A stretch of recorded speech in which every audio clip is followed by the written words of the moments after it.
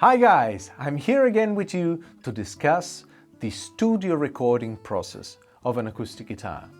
Well, I have to say I do not have a universal way to do it. I don't have a universal law that says that my way of recording the acoustic guitar is the good one or it's the best one.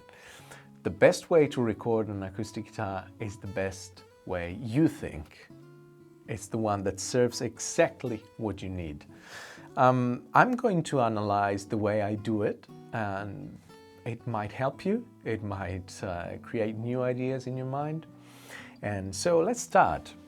What I do when I record an acoustic guitar, I have, let's say, two main settings, two main microphone settings I use. And the main one I've used recently is 3 microphones settings. So I've got a large diaphragm microphone right here. I'd say that covers exactly this place of my guitar, around 30 centimeters away, maybe a little bit more. And then I've got other 2 microphones, one directly here on my 12th, maybe let's say between the 10th and the 12th fret, and the other one which comes perpendicular exactly the same way, looking to the same fret. Right, this is the first way, but I also have another way which sounds quite nice to my ears, which is a 4 microphones way. So I've got one microphone here, one microphone there, one microphone here, one microphone there. And it looks like a very, I would say, a good geometry behind the instrument, just like you had 4 ears, 4 people listening to the guitar in the same time. That gives you a really huge, big idea about how your guitar sounds in every single spot. And I do not really use my DI signal. I've used it previously. I use it when I have to do something special, something particular, when I really require the piezo and the microphone signal. Otherwise, I avoid it. I just avoid it, and because I think the best guitar sound is the microphone sounds. But it's just my view. You might even like to add the DI signal to your recording. And the Maton guitar signal sounds wonderful, as I said in a previous video. And so I'd suggest these two settings, but it might depend from the session that you want to record your guitar in, because there are some sessions when I have to record, for example, for a singer-songwriter, which doesn't really allow me to use this many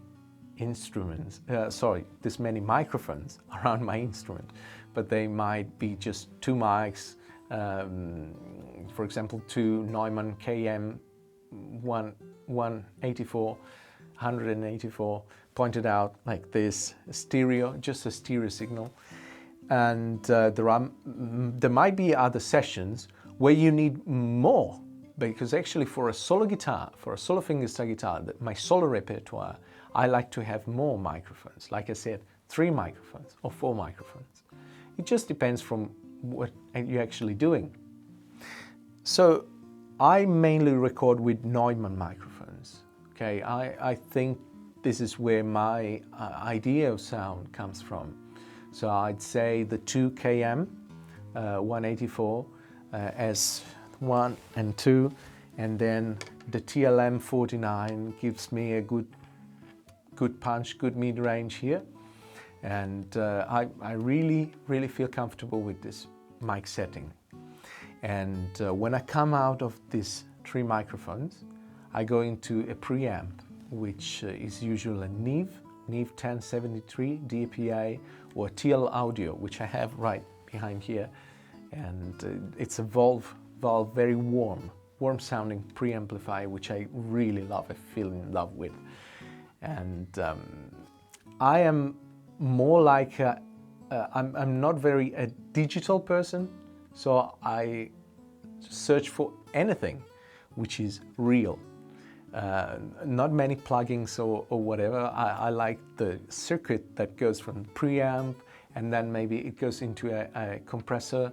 I've got here a DBX 160A, which I'm very familiar with. I'm happy with that sound. Or maybe a universal audio preamplifier, that sounds great too. And they built up my sound pyramid back into the recording session.